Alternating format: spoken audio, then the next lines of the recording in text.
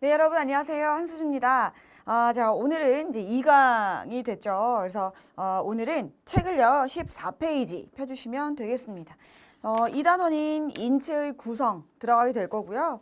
14페이지는 계통, 기관계를 좀 설명을 하고 있어요. 일종의 소개죠. 소개를 하고 있고 이제 15페이지부터 가가지고 여러분이 가장 어려워하시는 세포죠. 세포의 구조, 세포 분열 이런 내용에 대해서 한번 살펴보도록 하겠습니다. 아셨죠? 자, 그러면은 14페이지에서요 계통, 기관계를 조금 소개를 하고 넘어갈 건데 요거 저번 시간에 제가 설명드렸던 부분이거든요. 자, 인체는 하나하나의 뭘로 이루어져 있을까요? 네, 세포로 이루어져 있어요. 그쵸? 자, 세포들의 모임, 그러니까 같은 기능을 하는 세포들을 모으면 그거를 조직이라고 얘기를 합니다. 그죠? 이 조직은 네 가지가 있을 거예요. 이제 뒤에서 우리가 배우겠지만 상피 조직, 결합 조직, 근육 조직, 신경 조직 이렇게 인체는 네 가지의 조직으로 이루어져 있죠. 그 다음에 이 조직들이 모이면 하나의 organ, 기관을 이루게 돼요. 하나의 위, 하나의 장, 하나의 대장, 뭐죠? 하나의 뭐 식도, 뭐 이런 식으로 기관을 이루게 된다는 거고요. 그 다음에 같은 역할을 한 기관끼리 묶으면 뭐가 돼요? 기관계가 됩니다. 그러니까 식도, 위, 소장, 대장 얘네들이 묶으면 딱 뭐라고 불러요? 소화기계. 신장, 요관, 방광, 요도 묶으면 뭐 비뇨기계 이렇게 묶은다는 거예요. 그죠? 뭐 난소, 난관, 자궁, 질 이런 거 묶으면 여성의 생식기계 이런 식으로 묶는다는 거죠. 그래서 기관계가 될 거고 여러 기관계가 묶이면 하나의 뭘 이뤄요? 개체, 유기체를 이룬다. 이게 뭐냐? 이게 인간이잖아요. 그쵸? 그래서 하나의 인간을 이룬다. 그래서 요 순서대로 쭉 나가게 된다는 겁니다. 그러니까 이제 계통은 사실은 어디에 있는 거예요? 여기에 있는 거예요. 그래서 소개를 좀 하고 있네요. 책에서는. 그래서 이제 보고 넘어가려고 하고요. 우리 책도 보시면 이 계통으로 여러분 단원이 정해져 있어요. 뭐 뼈대 계통, 그 다음에 뭐 소화 계통, 뭐 내분비 계통 이런 식으로 책이 요 계통별로 쭉 이렇게 나열되어 있는 걸 보실 수가 있습니다. 그렇죠? 자, 그래서 인체의 계통에는 뭐가 있냐? 이게 계통이란 뜻이잖아요. 이게 계통. 같은 말이잖아요. 자, 인체의 계통에는 이렇게 이루어져 있대요. 그렇죠? 자, 첫 번째 뼈대 계통. 여러분 책 함께 봐주세요. 뼈대 계통은 예전에는 이제 골격 계통 이렇게 얘기를 했는데 요즘에는 이제 뼈대 계통이라고 보통 얘기를 많이 부르고요. 책을 보시면 이제 2-1에 기능이 좀 간단하게 나와 있거든요. 기능을 보시면 뼈대 계통은 인체의 기둥이 되고요. 수동적인 운동을 한다. 라고 하는 거고 두 번째 근육 계통은요. 근육의 수축에 의해 능동적인 운동을 한대요. 그렇죠? 자, 그런데 이제 능동적인 운동을 한다는 건 우리가 이렇게 움직인다는 거잖아요. 수의적으로. 하지만 들어가시면 능동적인 운동을 하는 근육도 있고 능동적으로 움직이지 못하는 불수의적인 근육도 있을 겁니다. 제가 가서 또 볼게요. 자, 그 다음에 순환계통입니다. 물질 운반을 하는 혈액과 림프의 순환이 이루어진다라고 했죠. 그래서 실제로 순환계통은요. 우리 몸을 순환하는 게 뭐죠? 혈액이죠. 자, 혈액 순환기계고요. 혈액이 도는 길이 어딘가요? 혈관 순환기계고요. 또 혈액은 발이 달린 게 아니죠. 그렇지만 이렇게 온몸을 돌잖아요. 이렇게 돌 수 있는 건 심장이 짜주기 때문에 이 추진력을 받아서 도는 거거든요. 그래서 이 심장까지도 순환기계에 들어가고요. 또 혈관과 별개로 이 액이 도는 게 있죠. 그게 바로 림프. 그래서 림프까지도 순환기계로 보고 있습니다. 그래서 그 내용을 우리가 순환기계 가서 볼 거고요. 그 다음에 호흡계통을 갈게요. 산소를 체내에 받아들이고 이산화탄소를 방출한다. 산소를 받아들이셔야 얘를 적혈구에 붙여갖고 온몸에 돌면서 나눠주고요. 그러면 세포가 그걸 쓰겠죠. 그 다음에 세포로부터 찌꺼긴 이산화탄소를 받아와가지고 폐로 주면 폐가 이거를 호흡기의 형태로 밖으로 빼게 되겠죠. 그러면 찌꺼기를 밖으로 빼는 걸 거예요. 그렇죠? 이게 바로 호흡계통입니다. 자, 그 밑에 보시면 소화계통이라고 나와요. 음식물을 섭취해서 소화, 흡수하고 배설한다. 소화, 흡수, 배설 세 가지 키워드가 나오죠. 소화라고 하는 건 흡수할 수 있는 형태로 쪼개는 걸 소화라고 해요. 그러니까 내가 탄수화물을 먹어요. 그럼 어떻게 흡수될까요? 쪼개서 포도당이라는 형태로 바뀌셔야 흡수가 될 수 있습니다. 단백질은요, 아미노산. 지방은요, 지방산과 글리세롤. 이렇게 쪼개지시는 걸 소화라고 하고요. 그 다음에 흡수. 흡수는 참고로 소장의 육모라는 구조물에서 흡수를 하게 될 거예요. 그 다음에 이제 배설하기까지. 그래서 실제로 이제 소화기계라고 하면요. 입부터 시작합니다. 구강부터 항문까지를 쭉 이어가지고 소화기계라고 보통 표현을 하고요. 음식물이 지나가진 않지만 간이나 췌장까지도 소화기계에 들어가는 걸 보실 수가 있어요. 이거를 부속 소화기계라고 하죠. 그래서 이거를 소화기계 같이 좀 보시도록 할게요. 자, 그 다음에 비뇨기계 가시면요. 혈액 중에 노폐물을 배설한다라고 했습니다. 혈액 중에 노폐물. 신장을 보통 이제 오줌을 만드는 기관이라고 많이 생각을 하시는데요. 여러분 신장은요. 이 신장의 시스템을 잘 모르시는 분들은 어떻게 생각을 하냐면 무에서 유를 창조한다고 생각해요. 즉 신장이란 기관에서 소변이란 물을 생성해서 내보낸다 라고 생각을 하시는데 그건 아니고요. 신장은 쉽게 말하면 거름막이에요. 여과기관이거든요. 여과라는 건 뭐죠? 거른다는 거예요. 거른다는 거. 즉 신장은요. 아주 가느다란 이 모세혈관 뭉치인 사구체를 갖고 있습니다. 즉 혈관으로 이루어졌다는 거잖아요. 그러니까 여긴 혈액이 지나가게 되겠죠? 그럼 거기로 빠져나와요. 혈액이 빠져나와요. 혈액이 걸러져요. 혈액이 여과돼요. 그래서 뭐가 돼요? 소변이 되는 거예요. 즉 소변이란 신장에서 아무것도 없는데 소변이라는 물을 똥 하고 만들어내는 개념이 아니고 혈액이 신장을 지나가게 되는데 그 혈액을 거르고 걸러서 밖으로 나오게 되는 게 뭐다? 소변이다. 그러니까 여러분 소변의 근원은 혈액이에요. 소변을 많이 보면 과다출혈과 똑같아요. 사망합니다. 막 소변을 너무 많이 본다. 실제로 요붕증이라는 병은요. 항인유 호르몬이 적게 나와서 오는 병이에요. 우리 뒤에 가시면 이제 비뇨기계 하면서 제가 또 언급할 일이 있을 겁니다. 하루에 소변은 사람이 얼마를 보냐? 1에서 2리터를 봐요. 하루에. 요붕증이라는 병이 오시면 뇌하수체 후엽에서 항인유 호르몬이라는 게 이제 적게 나오게 됩니다. 그러면 항이뇨가 안 되니까 이뇨가 너무 많이 되는 병. 그쵸? 그래서 그 요붕증이 오시면 하루에 5리터, 최소 5리터부터 많게는 12리터까지도 봐요, 소변을. 여러분, 이렇게 되면 어떻게 될까요? 탈수, 사망할 수 있어요. 왜요?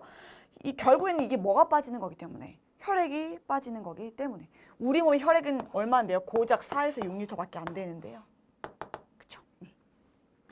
그래서 이런 것들을 우리가 살펴보는 게 비뇨기 계통입니다. 이렇게 소변이 나오게 될 때 결국에는 내 몸이 필요 없는 찌꺼기, 노폐물을 가지고 밖으로 나오게 되는 거겠죠. 자, 그걸 비뇨기 계통에서 확인할 거고요. 그 다음에 보시면 생식 계통입니다. 종족 유지를 위해서 개체를 번식시킨다고 했죠. 여러분 생식이 뭘까요? 생식이라고 하는 건 나랑 똑같은 개체를 만들어내는 걸 생식이라고 해요. 그러니까 사람으로 치면 자녀를 생산하는 걸 생식이라고 하겠죠. 그러니까 자녀를 생산하는 데 관여하는 기관들이 있을 거예요. 남자면 고환, 정관, 전립선, 정낭 이런 것들, 여자라면 뭐 질, 자궁, 난관, 난소 이런 것들을 묶어서 생식기계라고 배우시겠습니다. 자, 그다음 밑으로 내려가시면 내분비 계통이라고 나오죠. 우리가요 뒤에서 또 한번 확인을 하실 건데요. 아마 다음 강에서 다다음 강에서 한 5강쯤 4, 5강쯤 제가 언급을 한번 할 일이 있을 것 같은데 내분비라고 하는 걸 여러분 뭐랑 구분을 하셔야 되냐면요. 외분비와 구분을 좀 해주셔야 돼요. 이름이 비슷하잖아요. 분비. 뭔가를 분비해내겠구나 라는 거는 조금 유추가 되시죠? 간단하게 말씀을 드리면요. 자, 내분비, 외분비. 약간 분비하는 게 달라요. 분비하는 대상이 달라요. 내분비는 반드시 뭘 분비하셔야 되냐면 호르몬을 분비하시는 거예요. 호르몬을 어디로 분비해 주냐면은 바로 혈관으로 분비를 해줍니다. 혈관 내니까 혈액을 얘기하는 거겠죠. 혈액이라고 할까요? 혈액으로 방출.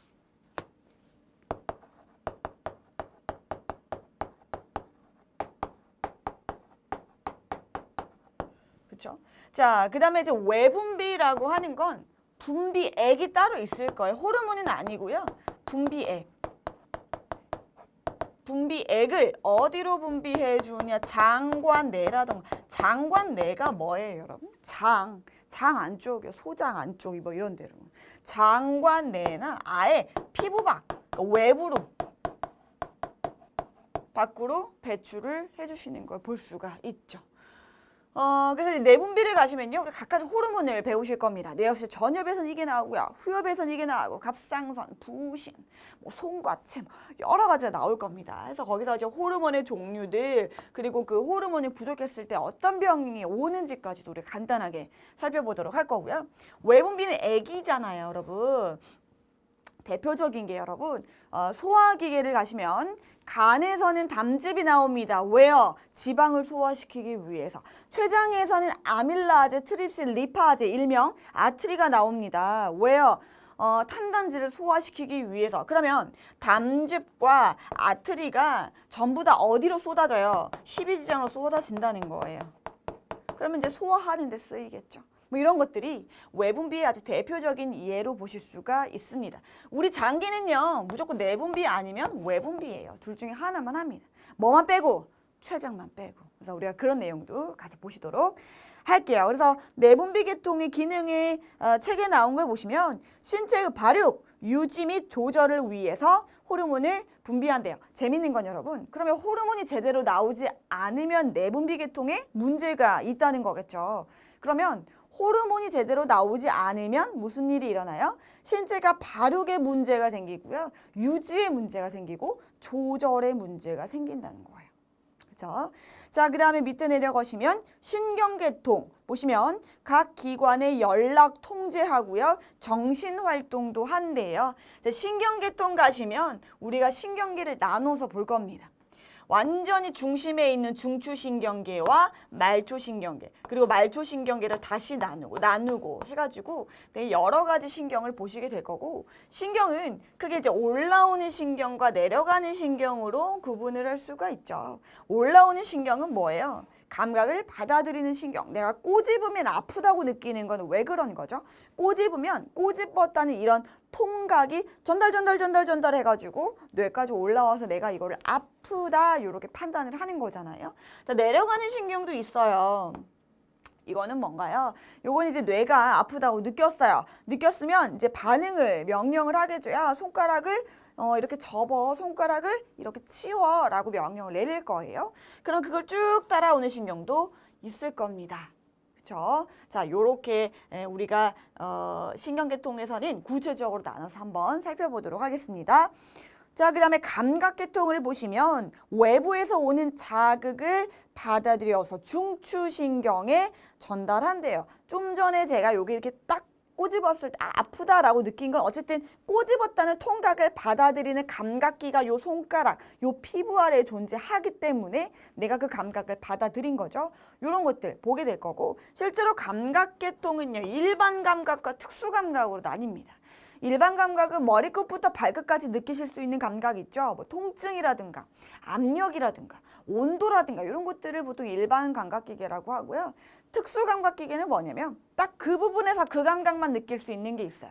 눈에서는 시각만, 귀에서는 청각만, 입에서는 미각만, 코에서는 후각만, 이런 것들을 특수 감각기계라고 합니다. 그래서 우리가 그렇게 나눠가지고 얘도 보게 될 거예요. 그렇죠? 그래서 우리 몸은요, 이런 계통이 다 이어져 있는 하나의 개체라고 보시면 되겠습니다. 여기까지가 이제 기관계의 소개예요, 여러분. 자, 그러면 여기까지 기관계 소개를 봤고요. 우리는 15페이지 가가지고요, 세포의 내용을 좀 보시도록 하겠습니다. 네, 그래서 우리가 이제 세포 내용을 좀 들어가도록 할 건데요. 제가 그림을 좀 띄워놓고 여러분 책은 15페이지를 보시면 되겠습니다. 15페이지. 그러면 1번 해가지고 세포의 구조라고 나와 있죠. 저랑 책을 조금 보고요. 그 다음에 슬라이드 보면서 제가 설명을 좀 드리도록 할게요. 자, 15페이지 첫 번째 줄 모든 생물은요, 세포라고 하는 단위로 이루어져 있습니다. 제가 첫 번 시간에도 말을 드린 것 같은데, 보통 이제 세포는 태어날 때는 약 20조 개의 세포로 태어나게 되고요. 성인이 되면 약 60조 개의 세포로 개체가 완성이 됩니다. 세포는 세포막을 통해서 외부와 구분되어 있고요. 세포 밖에서 다양한 물질을 받아들이고 세포 안에서는 다양한 물질을 합성해요. 물질을 만들어낸다는 뜻이에요. 합성해서 생명활동을 영위합니다. 그러니까 세포는 계속해서 그 안에서 물질 대사가 일어난다는 거예요. 그럼으로써 세포가 살아남을 수가 있다는 거죠. 자, 네 번째 줄 보시겠습니다. 인체를 구성하는 세포의 대부분은 각 장기와 기관으로 특수화되어 있어요. 그러니까 위를 이루는 세포, 장을 이루는 세포, 식도를 이루는 세포 다 특수하게 분화되어 있다는 뜻이에요. 한 개의 세포만으로는 생명활동을 영위할 수 없다. 그러니까 여러 개의 세포로 이루어져 있다는 거죠. 자, 밑에서 여섯 번째 줄 보실까요? 자, 세포 무리로부터 수많은 과정을 거쳐서 뼈세포, 근육세포, 신경세포라고 불리는 200종류 이상의 세포로 분화해 갑니다. 세포는 이처럼 분열을 통해서 그 수가 증가하고요. 분화하여 종류가 증가함으로써 인체와 같은 다세포 개체를 만들어낸다. 그리고 그 밑에 보시면 세포 전체는 핵, 세포질, 그리고 그 주위를 세포막이 둘러싸여 있고 그 안에 세포 소기관이 들어있다. 라고 되어 있네요. 제가 지금 중요한 것만 읽었어요. 결론은 뭐냐면요.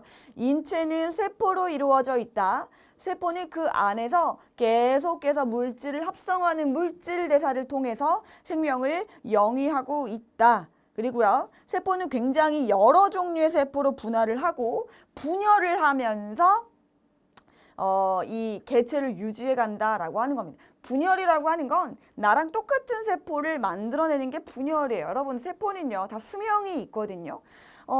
물론 이제 신경세포처럼 한번 분화하면 죽을 때까지 살아있는 세포도 있기는 있지만 보통 세포는 수명이 있단 말이에요. 그럼 세포가 죽어버리면 어떻게 해요? 끝이에요? 그거 아니죠. 다른 세포가 또 분열을 하기 때문에 계속 우리 개체는 살아남을 수 있는 거고요. 또 우리가 만약에 상처가 났어요. 파였어요. 그러면 세포 분열을 통해서 거기를 메꾸셔야겠죠. 결국 우리 몸은 끊임없이 세포 분열을 한다는 거예요. 그렇죠? 실제로 여러분 제가 오늘 이 인강을 찍으러 오다가 다쳤어요. 보이세요, 여러분? 아까도 혹시 뭐 강의를 처음 시작할 때 제가 이렇게 손가락을 폈을 때 보이셨을 수도 있는데 여기 이렇게 이 데일밴드를 붙여놨거든요. 밴드를 붙여놨거든요. 근데 제가 원래 손에 좀 땀이 많아요. 그래갖고 지금 벌써 너덜너덜해졌는데 이제 지하철을 타고 오는데 지하철역 앞에서 아스팔트 길이었거든요. 거기서 그냥 슬라이드를 한 거예요, 여러분. 그냥 이렇게 그 와중에 얼굴은 다치면 안 돼. 막 이러면서 손으로 이렇게 민 거죠. 실제로 여러분 이렇게 손을 밀어갖고요. 여기 다 까졌고 다 파였어요, 여러분. 그래가지고 피가 많이 났어요. 그리고 이 무릎도 같이 까져가지고 요즘 여러분 제 무릎이 보이진 않죠. 밑에 제 바지를 입었기 때문에 무릎이 보이진 않는데 제가 실제로 그때 입고 있던 바지가 다 찢어진 거예요, 여러분. 그래가지고 어떡해요. 우선은 인강을 좀 조금 있다가 와야겠다고 우선 집으로 갔어요. 집으로 가가지고 씻고 소독하고 바지가 찢어졌잖아요. 그래서 바지를 벗어봤거든요. 무릎도 다 찰과상을 입은 거예요. 난리가 났죠, 여러분. 이렇게 힘들게 왔답니다, 여러분. 인강을 찍으러. 어쨌든 전 이렇게 찰과상이 났으니까 다 파인 거죠. 그럼 어떻게 해요? 새살이 돋겠죠. 뭘 통해서? 세포 분열을 통해서. 그러니까 계속해서 세포 분열이 일어나고 있다는 겁니다. 그래서 여러분 제가 오늘 사실은 좀 이렇게 손을 쓰는 게 좀 어색하고요. 글씨가 좀 이쁘게 안 써져요. 지금 손이 좀 아파갖고. 그래서 조금 양해를 해주시길 바랍니다. 그리고 우리가 읽었던 게 세포의 간단한 구조를 읽으셨죠. 세포막, 세포질, 핵이라는 걸 간단하게 보셨잖아요. 그리고 이제 맨 밑에 보시면 그리고 이제 세포는 세포 종류에 따라 특정한 형태를 유지하는데 이거를 세포뼈대라고 한대요. 그러니까 이거예요. 여러분 이게 책이 여러분 16페이지에 있는 그림이거든요. 이렇게 겉을 싸고 있는 여기 있죠. 이게 세포막이라는 거예요. 이렇게 싸고 있고 그 다음에 이 부분 있죠. 이 부분이 뭐예요? 세포질. 그 다음에 여기 동그랗게 있는 게 뭐예요? 핵. 그리고 이렇게 동그랗게 형태를 계속해서 유지할 수 있죠. 여러분 이 세포가 하룻밤 지나고 나면 막 별 모양 돼 있고 하룻밤 지나고 나면 네모난 거, 마른 모 이렇게 변해 있지 않잖아요. 이렇게 생긴 세포는 계속 이렇게 생겼단 말이에요. 그렇게 골격을 유지해 주는 걸 세포 뼈대라고 얘기합니다. 그러니까 아주 간단하게 그리면 이렇게 그릴 수가 있다는 거죠. 이게 세포질, 아니 세포막. 그쵸? 얘가 뭐? 세포질. 그 다음에 이게 뭐? 핵. 그쵸? 물론 제가 이제 동그라미로 그리긴 했고 세포의 이제 모양이 동그라미가 가장 기본이기는 해요. 하지만 모든 세포가 이렇게 동그라미처럼 생기진 않았어요. 사각형도 있고요. 그 다음에 신경세포 보신 적 있죠, 여러분? 신경세포는 신경세포체가 이렇게 있으면 여기 이제 가지돌기, 수상돌기가 나오고 축삭 이렇게 나와가지고 슈반세포 이렇게 싸져 있고 이렇게 이런 식으로 생겼잖아요. 벌레 한 마리처럼 생겼잖아요. 그렇죠? 그래서 세포는 수명도 다양하고 기능도 다양하고 모양 역시 다양하지만 가장 기본은 이렇게 생겼다는 거예요. 그러면 각각 하는 일이 있겠죠? 세포막, 세포질, 핵이 하는 일을 보게 될 거고 특히 여러분들 뒤에 가시면 뭐를 가장 어려워하시냐면 요 세포질 부분에 엄청나게 많은 쬐그만한 어떤 구조물들이 존재해요. 그렇죠? 막 이런 구조물들이 여러분이 가장 어려워하시거든요. 이거를 세포 소기관이라고 합니다. 자, 세포질을 채우고 있는 구조물을 뭐라고 한다고요? 세포 소기관. 이건 이제 세포질에 포함되는 거겠죠. 그래서 요거 내용까지 우리가 뒤에 가서 보도록 하겠습니다. 자, 그러면 슬라이드를 넘겨서 볼게요. 여러분 책은 16페이지 세포막부터 우리가 하나씩 보시도록 할게요.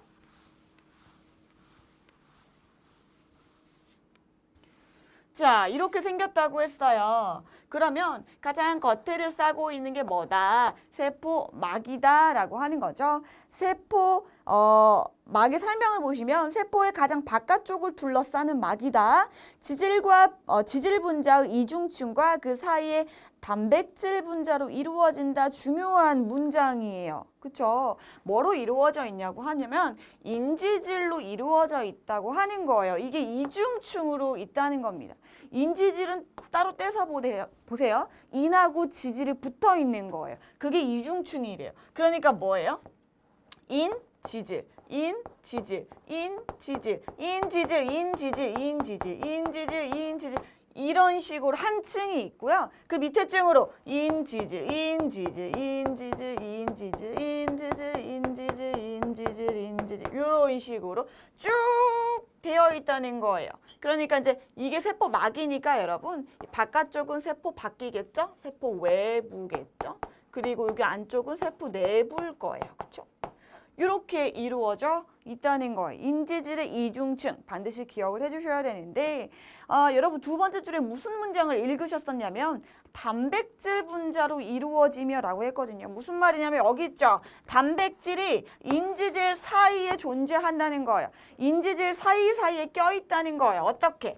이렇게 인지질이 있으면 중간중간에 이런 식으로 단백질이 껴있다는 거예요. 또 인지질, 인지질, 인지질, 인지질, 또 인지질 이렇게 이중층이 가다가 또 하나씩 뭐가 이렇게 들어있어요? 단백질이 이렇게 들어있다. 이렇게 꼽아져 있는 단백질은 굉장히 여러 종류예요. 그래서 이렇게 생길 수도 있고요. 또 인지질, 인지질, 인지질, 인지질 이런 식으로 가다가 단백질이 이제 또 완전 깊숙한 큰 이런 단백질이 껴있을 수도 있고요. 그러니까 단백질이 껴있는 건 굉장히 여러 형태의 다양한 단백질이 중간 껴있는 겁니다.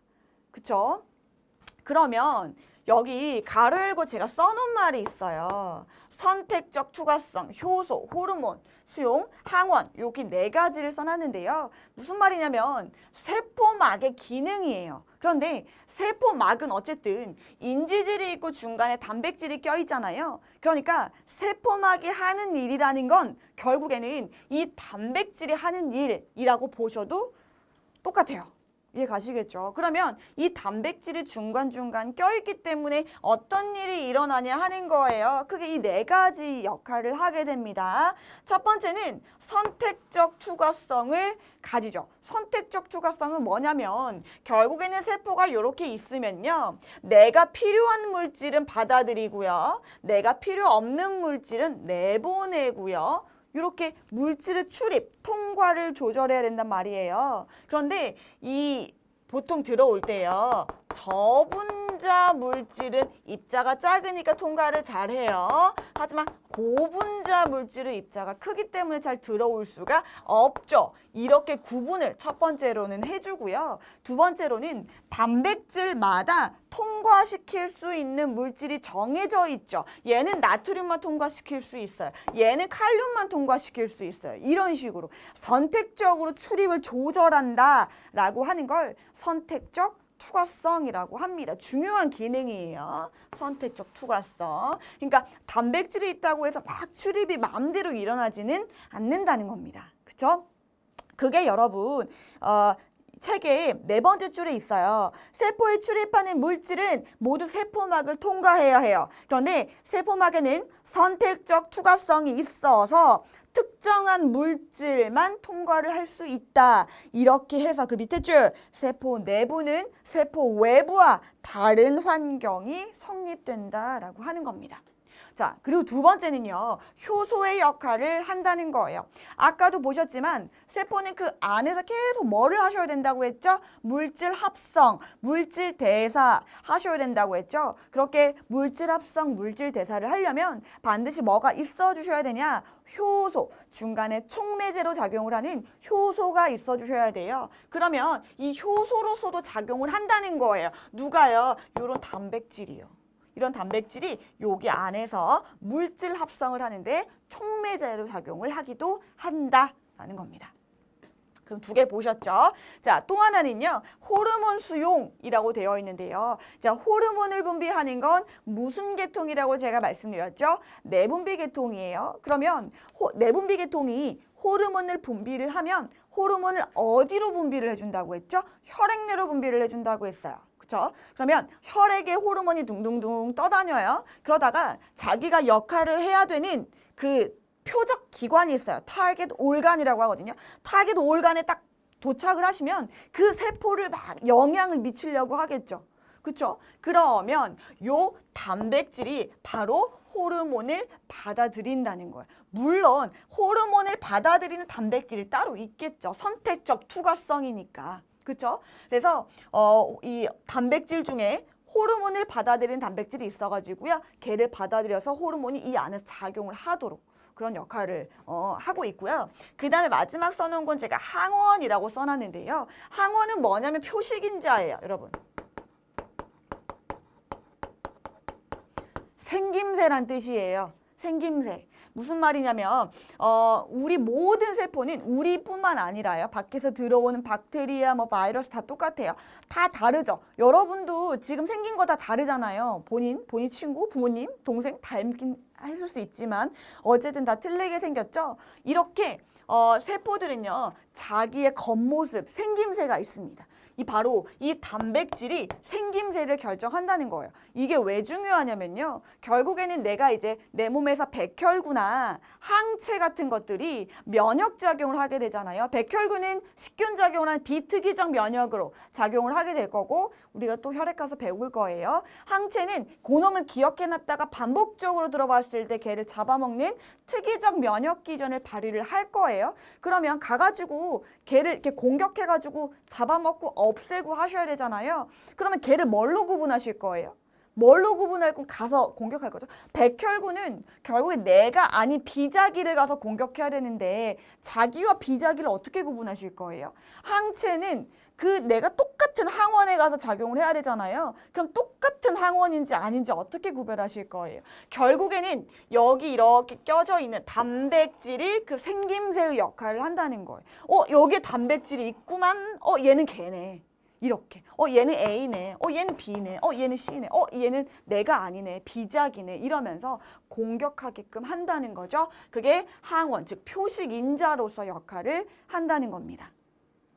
자, 밑에 반투과성도 같은 말이에요. 결국에는 저분자 물질을 통과시킨다고 하는 거고 통과시킬 때 어디를 통해서? 단백질 통로를 통해서 통과를 시킬 건데 이 단백질 통로는 다 정해져 있다고요. 선택적 투과성이기 때문에 나트륨이 들어오는 단백질, 칼륨이 들어오는 단백질, 칼슘이 들어오는 단백질 전부 다 다르게 통로, 단백질이 박아져 있을 것이다. 뽑아져 있을 것이다 라고 하는 얘기입니다. 그리고 이제 이 인지질은요, 아무래도 지방 자체가 상당히 유동성을 가지죠. 그러니까 여기 유동성이라고 되어 있는데 세포막 자체가 딱딱하게 이렇게 굳어가지고 움직이지 못하는 게 아니라 이 구조가 조금 바뀔 수가 있다는 거예요. 이 인지질이 약간 밀리고 단백질이 약간 이동하고 이런 식으로 약간 세포막은 유동적인 특징을 갖는다라고 하는 겁니다. 여기가 바로 세포막에 대한 설명이에요.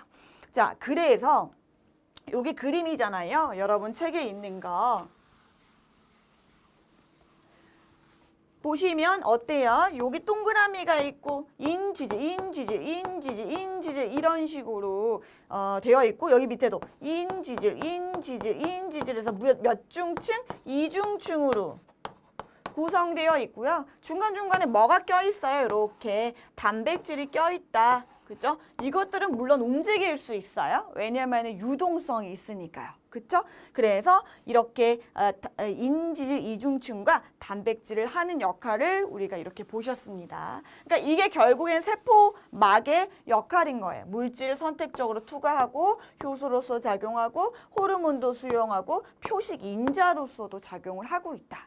이게 결국에는 세포막에 대한 설명인 거죠. 그죠? 자, 그 다음은 이제 우리가 다시 들어가 보시면 핵을 보실 거거든요. 여러분 책이 17페이지예요. 그러면 핵이라고 나와 있는데요. 여기서부터 이제 여러분이 힘들어 하시죠. 왜냐면 DNA가 나오고 RNA가 나오고 이런 식으로 조금 생소한 어떤 주제들이 나오게 되잖아요. 잠깐 제가 앞에서 띄워놨던 그림을 다시 보시면은 지금 보시면 여기가 핵이라고 생각하실 수도 있는데요. 얘는 여러분 이렇게 봐보세요. 얘는 핵 소체예요. 핵 안에 있는 구형체가 있거든요. 구형이라고 하는 건 동그랗게 이렇게 만들어진 물질 덩어리라고 생각을 하시면 돼요.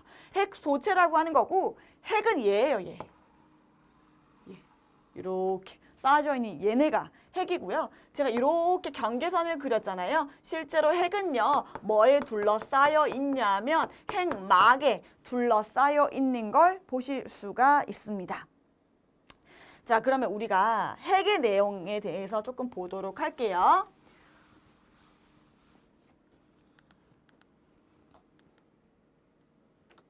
자, 책을 먼저 보시겠습니다. 17페이지예요. 자, 핵은 세포 안에 있으며 핵막이라는 이중막으로 쌓여 있대요. 여러분, 핵막이라고 하는 이중막으로 쌓여 있대요. 여기 밑줄 좀 그어 놓으셔야 되고요. 우리가 이중층, 이중막이라는 단어를 어디서 보셨죠? 좀 전에 세포막에서 보셨잖아요. 인지질의 이중층으로 이루어진 게 세포막이라 그랬잖아요. 그런데 여기도 보니까 핵막도 이중층이래요. 결론은 뭐냐면 핵막도 밖에 있던 세포막이 안쪽으로 조금씩 좀먹어 들어와가지고 핵을 이루게 돼요. 핵막을 이루게 돼요. 결국엔 핵막은 어디서 유래된 거란 뜻이에요? 세포막에서 유래된 거란 뜻이에요. 그러니까 세포막과 핵막은 어때요? 같은 거예요. 그러니까 핵막도 인지질 이중층입니다. 이해 가시겠죠? 자, 핵 안에는 유전자의 본체인 DNA를 가지고 있는데요. DNA는 단백질을 구성하는 아미노산 배열을 결정하는 정보래요. 여기도 여러분 표시를 좀 해주세요. DNA를 한마디로 정의하면 뭘까요? 유전 정보예요. 그럼 유전 정보라는 건 뭐예요? 단백질, 아미노산을 이렇게 배열해라 라고 하는 정보예요. 아미노산이 있으면은 1번, 2번, 3번, 4번, 5번 차례로 와라. 혹은 1번, 3번, 4번, 2번, 7번 이런 식으로 와라. 순서가 다 틀리겠죠. 이런 식으로 배열을 결정해주는 정보가 유전 정보인 거예요. 그걸 누가 갖고 있대요? DNA가요. 즉 DNA는 단백질, 아미노산을 배열하는 정보예요. 이렇게 배열해라. 요 순서로 배열해라. 이렇게. 이해 가시죠? DNA에 포함된 정보는 핵 내에서 RNA로 전사되고요. 이 RNA가 세포질에서 나와 세포질의 리보솜에서 아미노산 배열로 번역되어 단백질이 합성된다라고 했습니다. 자, 책을 읽었는데 이해가 잘 안 가죠. 그래서 제 설명을 보면서 같이 말씀을 좀 드리도록 할게요. 네, 제가 이제 카메라가 잠깐 멈추고 다시 킨 거거든요, 여러분. 그러면 제가 여기다 그려놨어요. 그렇죠? 이게 이제 하나의 뭐겠죠? 세포막이겠죠. 이렇게 그린 거예요. 그럼 이 안쪽은 뭘까요? 세포질이겠죠? 그러면 이제 중간에 뭐가 있어요? 핵이 있겠죠. 핵이 있는데 중간에 여러분 핵은 뭘로 둘러싸여져 있죠? 아까 제가 좀 전에 말씀드린 이중층, 핵막으로 둘러싸여 있겠죠? 자, 여기는 중간이 핵이에요. 그런데 여러분, 핵막이요. 재밌는 건 이렇게 완전하게 이렇게 막고 있는 게 아니고 지금 다 막혀 있잖아요. 사방이 막혀 있는 거 아니고요. 실은 이렇게 중간중간이 뚫려 있습니다, 여러분. 이렇게. 이런 식으로. 그럼 이게 핵막이에요. 자, 그러면 여기다 제가 적을게요. 여기 핵막이에요. 핵막은 세포막이 들어와가지고 이렇게 만들어준 거라고 했죠. 그러니까 세포막도 이중층이고 핵막도 인지질의 이중층이다라고 말씀을 드렸습니다. 중간중간에는 이렇게 구멍이 생겨요. 그렇죠? 틈이 생긴다는 얘기예요. 틈. 이 틈을 뭐라고 하냐면 핵에 있는 공간이다라고 해서 핵공이라고 표현을 합니다. 그리고요, 세포막이 점점 저기 좀먹어 들어와가지고 핵막을 이렇게 형성한다고 했잖아요. 그래서 점점 좀먹어 들어와가지고 이렇게 핵막을 만들었겠죠. 핵막을 만들고 이런 식으로 만들고 그 다음에 여기에 끊겨요.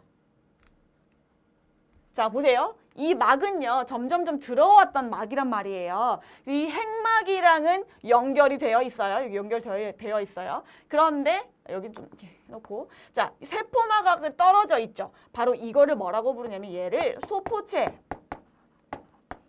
부릅니다. 사실은 이 소포체는 여러분 세포의 소기관에서 언급이 되는데 미리 좀 그려놓고 시작을 하려고 말씀을 드렸어요. 자, 그러면 이렇게 해가지고 대략 세포막, 세포질, 핵이 완성이 됐는데요. 여기 안에 있는 이제 DNA가 어떻게 RNA로 바뀌는지를 좀 설명을 드리려고 해요. 자, 여기 안에는요, 이렇게 DNA가 있는데요. DNA는 제가 유전 정보라고 여러분 말씀드렸어요. 유전 정보.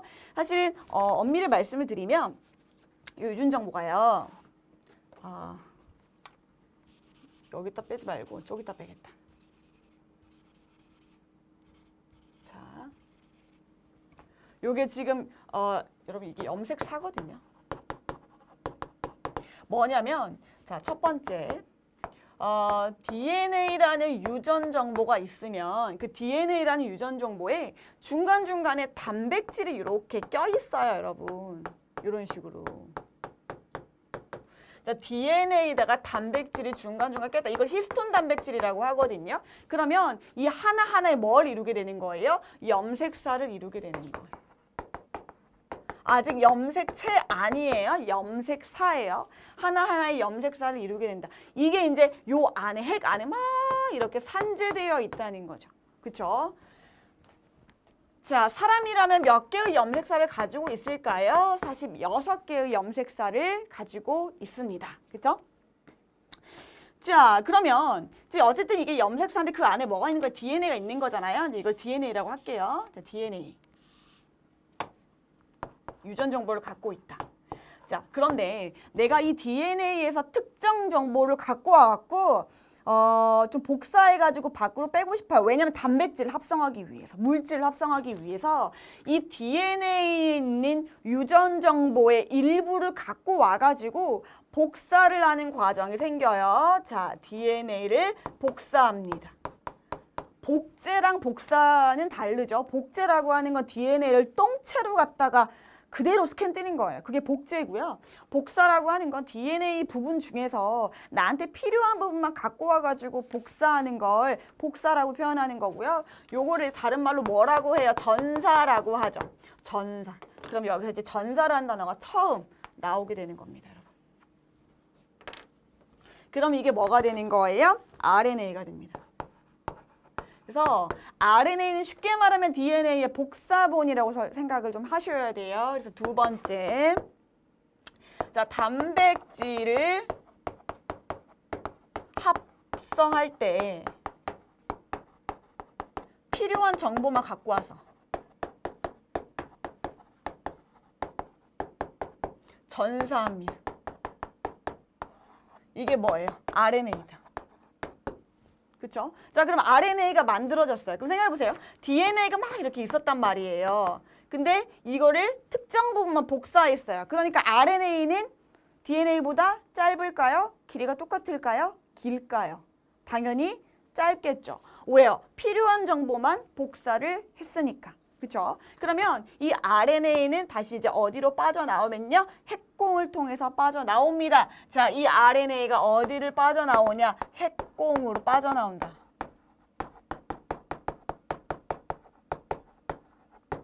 자, 여기까지 정리를 되셨죠? 자, 그러면 RNA가 빠져나왔어요. 그럼 이제 여기 이렇게 RNA가 짧게 있다고, 여기 DNA는 좀 길었잖아요. RNA는 짧다고 할게요. 그럼 이 RNA도 뭘 갖고 있는 거예요? 복사된, 전사된 유전 정보를 갖고 있는 거죠. 제가 아까 유전 정보는 뭐라고 했죠? 단백질을 배열하는 순서에 관한 정보였어요. 이게 먼저 오고, 이게 그 다음 오고, 이게 그 다음 와라. 이렇게 쭉 배열하는 순서였잖아요. 그래서 이제 RNA가 여기로 빠져나왔단 말이에요. 그러면 이 배열 순서에 따라서 실제로 단백질을 갖고 와가지고 어떻게 해요? 배열을 해야겠죠. 얘는 지금 정보를 갖고 있는 거고, 그죠?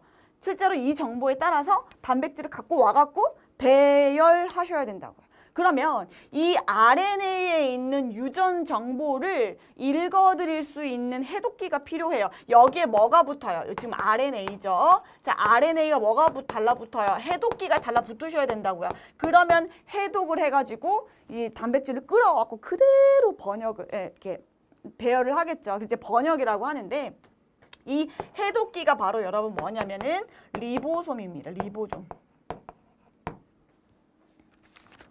자, 그러면 리보솜, 리보솜 뭐 똑같아요. 자, 그러면 세 번째입니다. 자, 핵공을 통해 빠져나온 RNA의 배열 정보를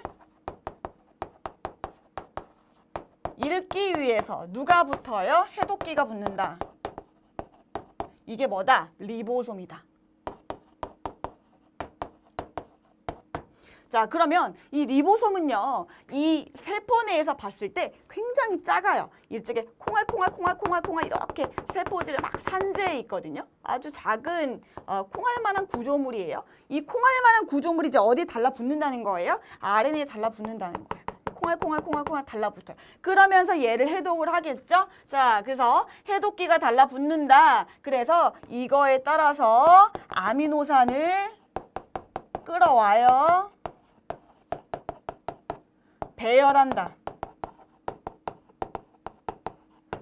아미노산을 끌어와서 배열해. 어떤 정보에 따라서? 요 RNA 배열 정보에 따라서. 이거를 뭐라고 해요? 얘를 번역이라고 해요. 번역. RNA를 번역한다. 자, 그러면 여러분 RNA를 해독을 했죠? 그러면 이거에 따라서 뭐가 만들어진다는 거예요? 단백질이 아미노산이요 이렇게 배열된다는 거예요. 그쵸? 자, 이렇게 배열된 거를 뭐라고 하냐? 자, 번역을 했죠? 번역을 해서 배열을 했더니 뭐가 나온다? 폴리펩타이드가 생성된다. 요 배열 된 게 바로 폴리펩타이드라고 해요. 자, 폴리펩타이드가 완성되면 요건 성숙 과정을 거치셔야 돼요. 성숙을 거치셔야지 기능을 할 수 있거든요.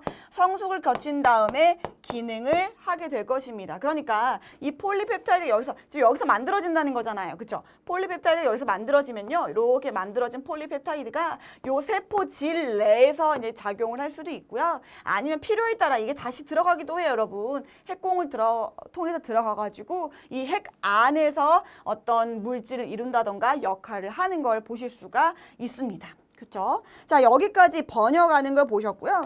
또 제가 하나 더 설명드리려고 하는데요. 자, 제가 번역된 폴리펩타이드는 여기저기 떠돌면서 기능을 한다고 했잖아요. 그런데 번역된 폴리펩타이드가 일부는요.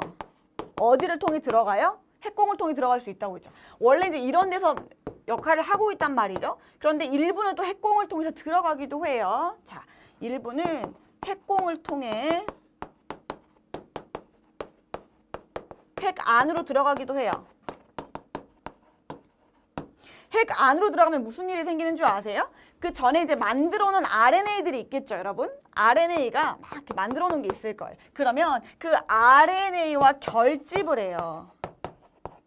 뭐가? 폴리펩타이드가요. 자, RNA와 결집을 한다. 그럼 이제 이게 뭐가 되는 거예요? 핵소체가 되는 거예요. 여러분 아까 그림에서 기억나세요? 자, 안에 조그맣게 있는 건 핵소체고요. 밖에 있는 게 핵이에요 라고 제가 말씀드렸잖아요. 바로 이 핵소체는 RNA와 만들어진 번역된 폴리펩타이드가 결합한 걸 핵소체라고 한다는 겁니다. 핵소체에서 뭐예요? 핵소체에서 나중에 뭘 하냐면요. 리보솜을 만들어요, 여러분. 리보솜이 뭐였죠? 아까? 해독기 역할을 하는 거였잖아요. RNA 유전 정보에 따라서 해독하는 그 콩알만한 놈들, 요거를 여기서 만들어낸다는 겁니다. 여러분 여기까지가 바로 핵에 대한 내용이에요. 그러면 뭐가 나와요? 핵막 나왔죠. 그쵸? 그 다음에 핵질. 핵질은 뭐냐면 여기를 채우고 있는, 어머야, 막 덜렁덜렁 거리네요, 막 밴드가. 자, 여기를 채우고 있는 반유동성 물질들이 있어요. 젤 같은 그런 것들. 여기 세포질이 있다면 핵질도 당연히 있는 거겠죠? 자, 핵질에서 이런 전사라든지 이런 것들이 일어날 거예요. 자, 그게 핵질. 그 다음에 염색체. 염색체는요, 우리가 세포 분열해서 볼 건데 전신은 원래 염색사입니다. 우리가 염색사라고 말씀드렸잖아요. 염색사가 나중에 세포 분열할 때 염색체로 바뀌게 될 거예요. 그래서 그 부분은 제가 뒤에 가서 또 말씀을 드릴게요. 자, 이렇게 해가지고 우리 핵을 본 거예요. 자, 그러면 우리가 정리를 다시 한번 해보면서 제가 추가로 설명드릴 걸 얘기를 해볼게요. 자, 핵이 이렇게 안에 있어요. 핵막이 이렇게 둘러싸고 있죠. 핵막은 세포막과 똑같은 이중층이에요. 그쵸? 중간중간 뭐가 있냐면 핵공이 있어요. 구멍이 있다는 뜻이에요. 그럼 이 안에서 이제 어떤 일들이 일어나냐 보면은 이 물질 대사, 물질 합성이 일어나야 된다고 했죠. 그러면 처음에 이제 DNA부터 시작해요. 엄밀히 말하면 DNA는 단백질이 결합한 무슨 형태로 존재한다? 염색사의 형태로 존재를 할 것이다 라고 하는 거예요. 어쨌든 그 안에 다 DNA가 있으니까 DNA부터 시작을 하는 거예요. 자, DNA를 내가 필요한 것만 복사를 해요. 그걸 뭐라고 부른다? 전사라고 부른다. 그럼 이제 뭐가 돼요? RNA가 된다. 그쵸? 이랬을 때 이렇게 전사가 돼가지고 나온 RNA를 뭐라고 하냐면 메모리 RNA라고 해서 mRNA라고 보통 표현을 합니다. 그쵸? 자, 그러면 이 mRNA가 빠져나와요. 어디를 통해서 빠져나와요? 핵공을 통해서 빠져나와요. 보세요. 핵공을 통해서 빠져나온다. 자, 그러면 핵공을 통해서 빠져나온 이 RNA는 DNA의 일부의 유전 정보잖아요. 배열 순서를 갖고 있는 거잖아요. 그럼 RNA 정보에 따라 배열해야죠.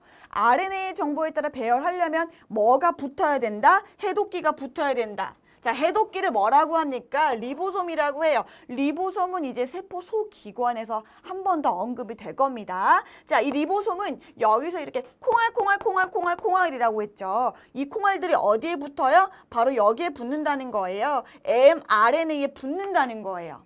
그쵸? 자, 붙으면 해독하겠죠. 아, 이거는 이렇게, 이거는 이렇게, 이거는 이렇게 배열을 해야 되는구나 라고 하겠죠. 자, 그러면 아미노산을 끌어와갖고 배열을 한단 말이에요. 이 아미노산을 끌어오는 RNA를 바로 트랜스퍼 RNA라고 해가지고 tRNA라고 얘기를 합니다. 끌어와가지고 배열을 해요. 그죠? 그걸 제가 뭐라고 한다고 했어요? 번역한다고 했어요. 전사는 복사하는 거고요. 번역은 유전 정보를 해석해가지고 그거에 따라 쭉 배열하는 거예요. 쭉쭉 이렇게 배열을 하는 거예요. 그렇죠? 자, 배열하고 나면 완성된 형태를 제가 뭐라고 한다고 했죠? 폴리펩타이드라고 했습니다. 이 폴리펩타이드는요, 성숙을에만 기능할 수 있어요. 그래서 성숙 후에 기능을 하게 될 건데 이 성숙을 끝낸 폴리펩타이드 중에 일부는 물론 이제 폴리펩타이드는 전체적으로 이 세포질에서 역할을 할 거예요. 근데 그 일부는 어디를 통해서 들어온다? 핵공을 통해서 들어올 거예요. 그럼 이제 핵 안으로 들어온 거겠죠? 핵 안에서 뭐와 이 복사되어 있는 무리인 RNA와 결합하는 경우가 생긴다. 그쵸? 이 들어온 폴리펩타이드하고 RNA와 결합하면요. 이렇게 구형을 만들어요. 동그랗게 구형을 만들거든요. 그거를 뭐라고 하냐? 핵소체라고 한다. 핵소체에서 뭘 만들어낸다고요? 리보솜을 만들어낸다고요. 리보솜이 뭐예요? 요 해독기잖아요. 해독기. 그러니까 여기서 리보솜을 만들면 다시 빼주겠죠? 그럼 리보솜이 막 산재하면서 나중에 또 mRNA가 나왔을 때 그걸 해석할 거 아니에요. 그쵸? 그래서 여기서 이 리보솜을 뭐라고 하냐면 리보솜을 RNA, rRNA라고 부릅니다. 이해가시죠? 그러니까 여기서 여러분 기억하실 건 DNA가 뭐고 RNA가 뭔데 RNA가 mRNA, tRNA, rRNA가 각각 뭐며 전사는 뭐고 번역은 뭐냐. 결국에 폴리펩타이드까지 생성이 되면은 기능을 하게 되는 것이다. 그거까지가 핵에 대한 내용입니다. 그래서 우리가 핵막, 핵질, 그리고 이제 염색사가 염색체로 바뀌게 될 그 전구 물질의 염색사까지 다 보신 거예요, 여러분. 그쵸?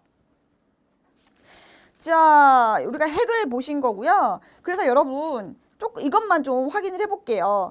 그래서 여러분 책을 보면 이제 이해가 가요. 17페이지에 이번에 핵을 보시면 세 번째 줄 보세요.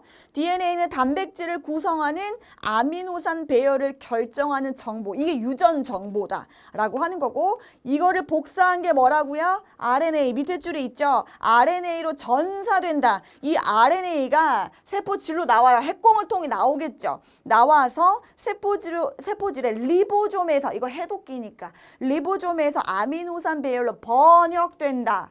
가지고 와가지고 tRNA에 의해서 갖고 와갖고 배열하는 걸 뭐라고 한다고요? 번역한다고요. 그럼 뭐가 생성된다고요? 폴리펩타이드가 생성된다고요. 성숙되고 기능한다고요. 그쵸? 그 밑에요. 핵막을 보시면요. 세 번째 줄에 진핵세포에서는 주로 핵 내에서 DNA 합성과 RNA 합성이 일어나며 세포질 내에서 단백질 합성이 일어난다. 지금 이 말이에요. 이게 이렇게 바뀌고 이게 나와서 번역이 된다. 지금 이 말을 이렇게 하고 있는 겁니다. 그쵸? 자, 이 18페이지 넘겨보시면 염색체라는 건 제가 이 전구물질이 염색사라고 말씀드렸어요. 이게 염색체로 바뀌게 될 거거든요. 이건 뒤에 가가지고 세포 분열 쪽 가서 제가 다시 말씀을 드리도록 할게요. 이번 시간 이렇게 마무리를 하고요. 다음 시간 가가지고 우리 핵만 봤잖아요. 지금 핵에서 일어나는 일만 봤잖아요. 이제 세포 질로 가가지고 세포 소기관과 세포 분열에 대해서 살펴보도록 하겠습니다. 감사합니다.